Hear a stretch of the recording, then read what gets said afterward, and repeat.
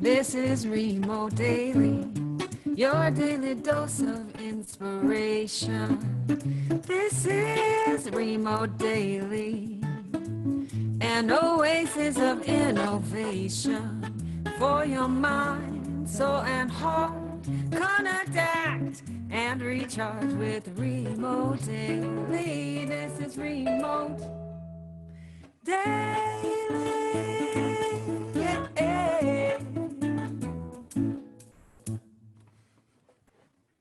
Wow, please, with a large round of virtual applause, welcome our guest of today who was awake until the wee hours in the morning and is now here live with us, the amazing CEO and president of the Black Mama brands, Vanessa Braxton. Hi, Vanessa. How are you doing?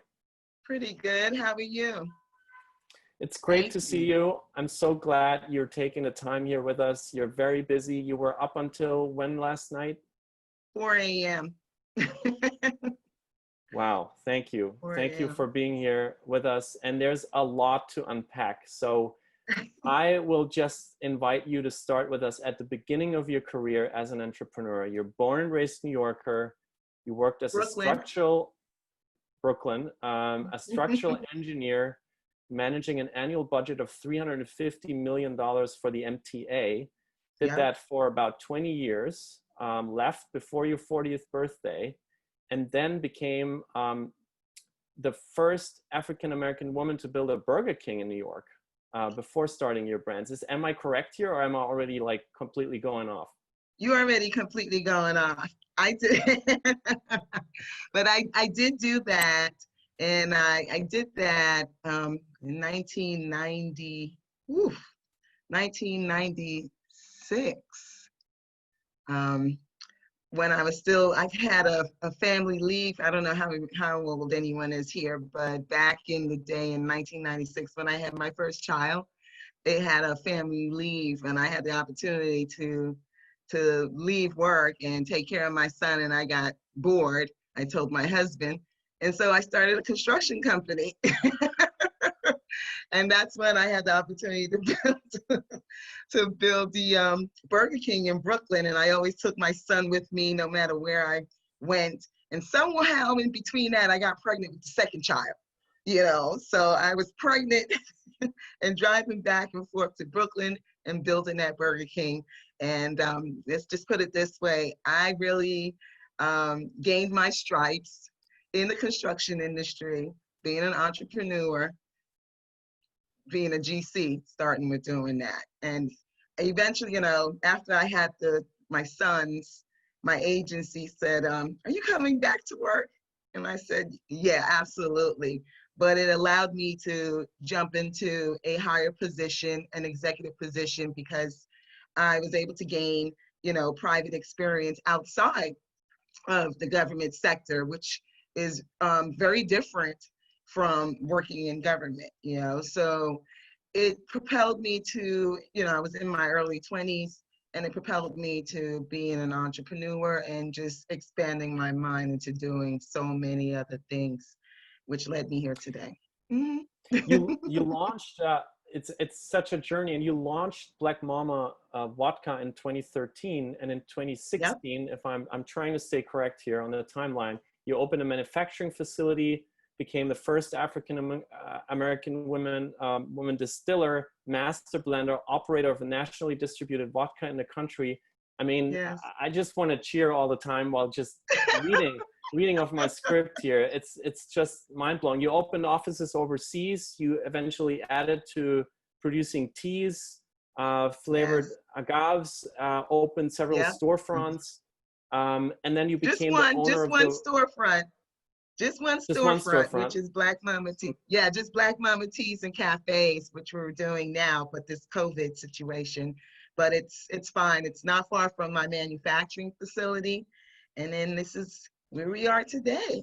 And just to add another number to that journey, to that story of yours, you raised over $2 million in crowdfunding to get your tea brand off the ground. So, I mean, yeah, I'm just going to pause here for a second and just just applaud and invite everybody, because I haven't even read such a bio for any kind of entrepreneur.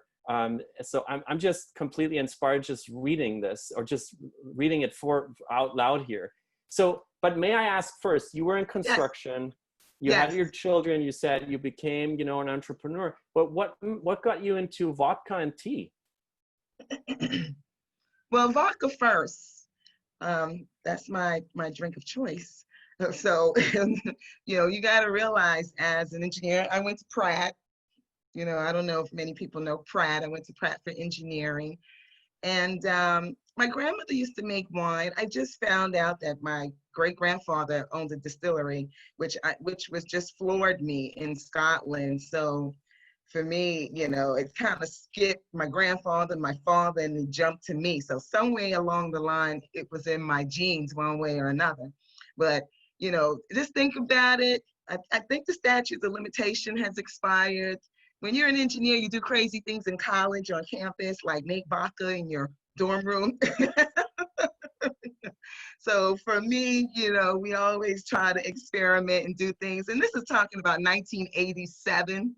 We're not talking about now. My kids can never do that. But, you know, you always, you know, get a pot, siphon, you know, and then you find ways to make things for, you know, our student union, you know, on campus. So as an engineer, you're always innovating, and you're always trying to do crazy things and make it better, whether it's good or bad, but it definitely sparks your interest to innovate. And so I've always been into vodka, you know, drinking it, you know, and that was, you know, my drink of choice. But, you know, as life happened, you know, as you said, I worked for the MTA. I dealt with 9/11. I had to rebuild South Street Ferry. My husband, he ended up getting affected by 9/11. You know, we know that now. You know, we're both engineers. My husband's a mechanical engineer, and I'm a retired structural engineer. And then my sons are doing engineering, and my daughter, she's not doing engineering. But we're an engineering family. So for me, you know, anything related to science field or engineering allows me to think ahead in terms of what can I do to make something better, you know, and that comes true from the heart when you're doing engineering. You don't just look at, you know, back in the day in the 80s, there was no money in engineering. I knew engineers who drove, you know, yellow cabs, taxis, you know, but we had the love to innovate and create new things. So, you know, moving fast forward and having a life, I had the opportunity when we moved to California to start a tequila, but I said, no, I would rather do, you know, vodka. And what I did, a friend of mine who was also an engineer, they, you know, they had a failing distillery. I'm not gonna say failing. They had a distillery and they needed partners in Oregon. And I just said, you know, why not? I'm retired. Let me just take my 401k and start a vodka company. So you can imagine my husband's surprise when I said, honey, I'm starting a vodka company. I'm going to call it Black Mama Vodka. He said, I'll be working forever, huh? But I said, this is for the kids. This is for the legacy of our children. No one's manufacturing. We can have this. We can do this. You know, and I got to give it to my husband. You know, we've been married, what, 26 years? We've been together for 32 years. He just wanted to make me happy. And he just said, okay, whatever it is she wants to do, I'm sure it'll be fine. And now he's reaping the rewards because he's home relaxing.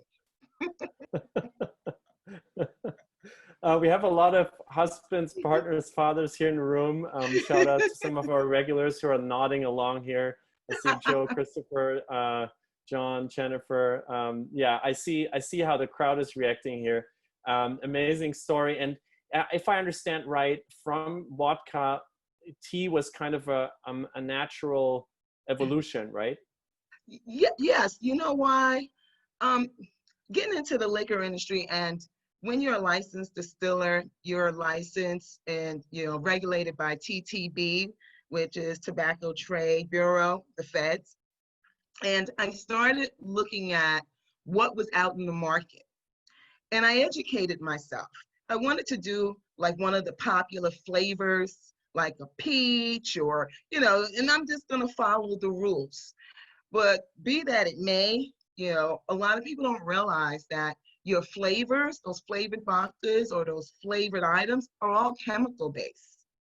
You literally go to a lab, you buy a bottle, which has, a skull and crossbones on it that's telling you it's dangerous. And you write the formula to add that flavoring to your spirit. Well, I tried to do that, it smelled like peach. It had all the aromas of the flavoring, but when I added it to, you got to test everything and, did the calculations and said, oh, okay, I'm going to add this flavor and make a peach vodka.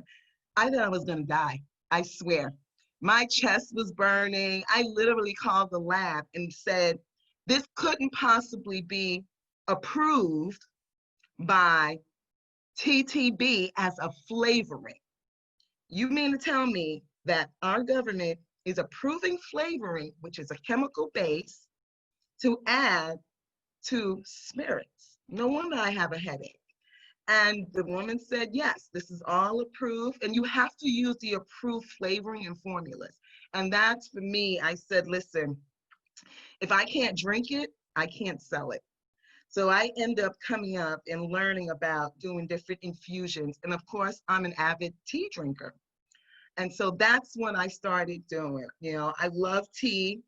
I grew up around, my family is from the West Indies, and tea has always been a staple in my family. And so I started looking into the tea leaves, and it was a lot of trials and error, a lot of focus groups, a lot of money when you put into creating something that's completely different from the industry and the market. And lo and behold, I got it approved, where I started doing infusions. A lot of people don't know the difference with vodka or just any type of spirits. You might have a peach vodka or a blueberry vodka. You have to keep in mind that that's chemical. It's a chemical added to it. But when you have infusion, you're able to take a natural product and infuse it without adding chemicals. You could do it with fruit, you can do it with, teas, but you have to test it so that way you make your flavoring correct. And then you have to also use the right base of vodka. Mine is a corn base, which gives a natural sweetener, it's gluten-free, versus a grain base. Grain base has a different finish to it, and it doesn't have a sweet tail end to it. So you'll have to add some more hearts. So that's how I got into the teas. I make a chai tea vodka, green tea vodka, pomegranate tea vodka, a soursop tea vodka, so those I, infuse. And I stick with the flavor profiles that's palatable to me and what people can recognize. And that way it can bring out the flavoring without adding anything else to it. Because, alcohol is bad enough, right? And so that's how the tea came about. And because of the teas, I had leftover tea leaves. So what do?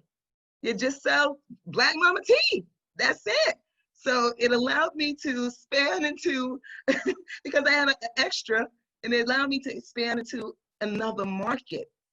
And when you expand into another market and you learn something, it is so exciting because you can be innovative. Who knew that tea was such a profitable market? So And now you have the balance. Go ahead, Felix.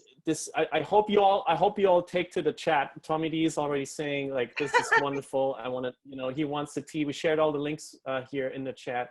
But talking about being innovative, I found out about you, Vanessa, because I read an article about you in response to the current crisis, because you did something that's just extraordinary. It, you know, it ties in with everything you just shared with us, you being an engineer, being innovative, being always on the next thing, because you used your facility since this crisis, since the lockdown began, in response to the national shortage of hand sanitizer. You used your distillery to create an entirely new product, which is the Black Mama hand sanitizer. And I'm gonna share the link here with everyone. Tea. Yep. So Anne is just asking, how many employees do you have in your company? And maybe you can talk a little bit about what happened when the crisis hit your company, what happened to your company, and then how did you go from Wodka tea to that hand sanitizer and brought it to the market, and I'm now selling it in droves? You know, very easily. And I always say, thank God, God put things in front of me in plain sight that I didn't realize I would be able to utilize later on. With vodka and the teas, of course, we always had that. And we have, you know, products going out. At the time, it was like 45,000 customers online. I have in-house eight employees. And then I have independent sales reps that rep the company through Southern Wines and Spirits, through the distributors, you know, so it's about 25 of them. So they're independent, but mostly my 8 employees. When COVID hit, and I'm in New York, we had to shut down. You know, I shut down. I did it early enough because I didn't know where this was going to go. And that was in, you know, first week of March. For some apparent reason, I think I had this. I was ill March 5th. I kid you not. I'm trying to work the clock back, but that's another story for another day. But I ended up closing down for 3 to 4 weeks. And I got an email from the Distillers Institute. The Distillers Institute, United States Distillers Institute, and TTB, our government agency, reached out. And they reached out to all distilleries, all licensed distilleries. If you can use your ethanol, use your front product to make hand sanitizers, because there was a shortage. So I just put my name on the site. I said, yes, you know, I have ethanol and complete denatured alcohol available. I'll make some to donate or to sell a few locally. It was supposed to be just locally, because there's other distilleries that's, you know, from Brooklyn. They cover that area, the Queens, and then I'll cover this area. And then another one in Long Island will cover, you know, out Southampton. I thought it was just that we were going to cover our areas. Well, once you give one to one, what happens? The whole crowd comes along. So I started getting calls from congressmen in Philadelphia, Stony Brook, hospitals. And I'm like, wait a minute, I only have, you know, so much. And so what I did, I kid you not, Felix, this was the quickest I've ever put a product together. I've never put a product together in 9 days. 9 days to hit the market. Wow. I ended up calling back 2 of my employees. One of my other employees, she was sick, so she, you know, was working from home. She couldn't really work. At that time when my employees were off, I just paid them. I paid them while they were home because I didn't know what was going to happen. So that way, because people have, you know, families to feed. And I said, you know what, we'll come back once we see what's going on. But I had to come back immediately because now here it is. Cuomo is asking everyone else to jump in and do what they can. And that's what led to creating this FDA registered hand sanitizer with their formula, with the World Health Organization formula, which was a beautiful thing. Now the doors opened up and I just sold to Department of Homeland Security. You know, I'm shipping to them. I ship to them all over the country. Believe me, ICE, to the hospitals. I'm sending out to Kings County hospitals. It was just a huge wave of orders at one time. I swear, I've never seen anything. It was like Christmas. but this was Christmas times 20. So, I'm on the phone calling, are you sick? Can you come in? Can you, it was like, oh, I don't know, I'm too scared. I'm like, okay. So I had to literally work with 3 people here, social distancing, making sure all of us were okay. You know, nobody could take the Long Island Railroad. You know, we needed to do this. It was really, really tough, but we got it out. I mean, can you imagine 1,000 orders in one day? One day. And not only the hand sanitizers, they realized, oh, she has tea. Let me order tea. You know, she has Wow. agave. So it brought on new customers. And then, you know, I had a guy call me for, I need 10 million bottles. I'm like, are you kidding? I don't even have like, I only got 25,000 bottles. I can't do that. So let's start slow because I'm still at the beginning of the game of this. And what people don't realize is that the end product, the byproduct of your hand sanitizer, it's a byproduct of ethanol. You know, just like how we have, you know, I don't have any vodka in here, we finished it. But just like, you know, vodka, you know, we make the raw product here in the United States. And then you can use the alcohol, you take the ethanol, because you don't want people drinking ethanol. And that's what you utilize in the industrial market. And it's still food grade, but there's so many uses for it. So now this has become liquid gold because we're the manufacturers of it.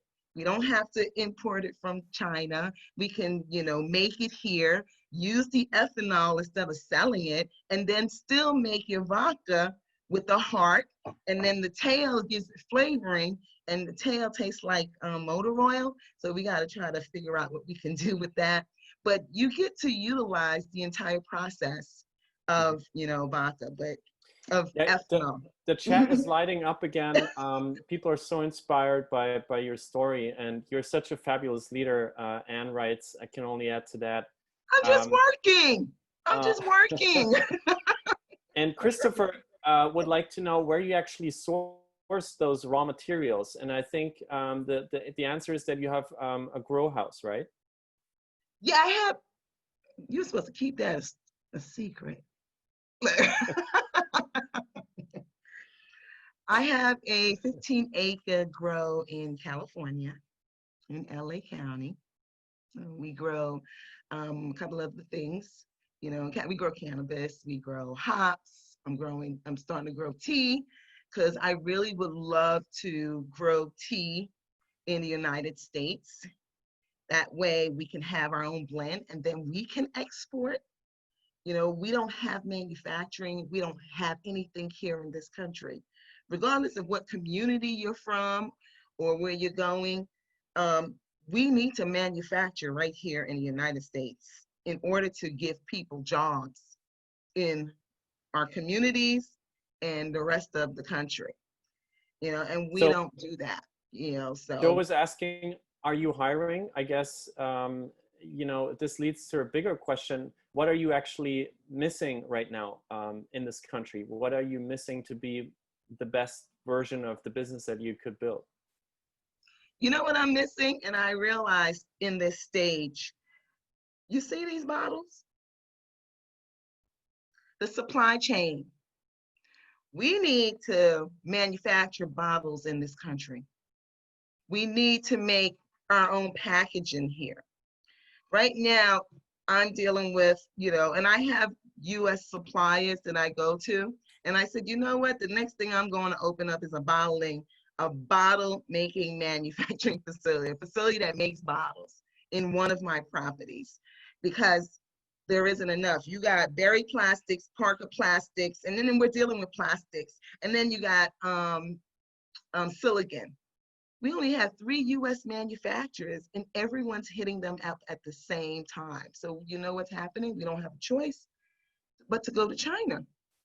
And that's a problem, you know, because we're sending our jobs. We're not able to really employ people if we're just paying $100,000 to someone else who's supporting their manufacturing when we need to do it here. So I see a lot of voids in the system, in our supply chain system, and I plan to, not right this second, to expand on that. I am hiring. I just hired two people because I had to. You know, I just hired 2 additional people, and with that, I'm doing construction on this side of my building. I, own my buildings, because I had to submit to TTB and now to the FDA. Where am I going to bottle this? And I'm keeping the food and the sanitizer, separate, but I got enough space. But at this point, what works is I'm able to innovate into another industry that I realize that's been untapped. And even for myself as an African-American woman, I embarked on a new segment. And I'm going to share this with everyone. FDA regulates, I think I told you, FDA regulates the hand sanitizers. Everybody doesn't know that because of the alcohol content. This is considered contraband in prisons. So you can't sell to prisons because it's just very easy for them to take the glycerin out and drink and do whatever they want to do. The formula is from WHO, which is, and it's public information. It's a high grade, of course, of ethanol or isopropyl, one or the other. I have ethanol because that's what we naturally make. Isopropyl is more of chemicals. Hydrogen peroxide. You start with a 34% hydrogen peroxide. Did you know that can actually peel your skin off? Right. So you have to dilute it down. Glycerin and purified water. They've changed the formula because they realized that a lot of the previous products that were out there had acetone in it, the drying agent. That's not good for you. And had a couple of chemicals. FDA put a cease and desist on Purell because of misleading information. It's public information. So all along, we've been using a product, which is also imported, that really wasn't healthy for us. And that's why they came up with the formula. And they said, if you get into this space, you're going to be FDA registered. You're going to have to send your labeling to approve, but you have to use this formula, and we'll give you over-the-counter manufacturing license for drugs. I said, wait a minute, I'm going to get a drug license? I'm going to get a license to manufacture drugs? That's a beautiful thing. So it opened doors, and this is the American dream. All it takes is just the access and the education and learning. Now I have a drug manufacturing license because of this. And that's opened the doors to, I have a national drug code. I'm still learning that. But can you imagine the other products that I could possibly do in the future to bring jobs here? Like aspirin, you still contact the drug manufacturers, but there's so much that you can do when you're in that industry and with public health. So the world is at your hands. Mm-hmm. Thank you, Vanessa. And I think you can look up for a couple of applications here when I look at the chat. Rolling in, Xena is here in the chat with us. Xena, maybe you can share the best email address to reach out to both of you. And Vanessa, being mindful of the time, maybe one last question. What are the most important lessons you have learned as a small business owner over these last weeks?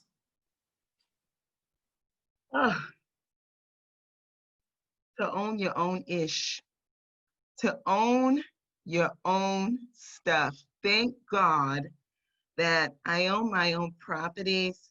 I don't have any debt. I've always took, I don't dress flashy. I'm just normal. But I always took what extra profit, give it to my employees, and made sure that I pay for things outright, my equipment. I bought extra equipment. It was just the perfect storm. And I learned, my God, by me being conservative in terms of my spending, because anything can happen in business, it allowed me to flourish and make more money and expand the business and to help others. So one of the things I always advise to people is watch your costs, know your numbers, watch your spending, and always prepare for the future. Unbeknownst to me, I prepared without even knowing. So I already had the equipment and had the stuff here to jump into this market within 9 days. So that's what I learned from here. We have to own our own, and we have to make sure that we stay stable within any type of market.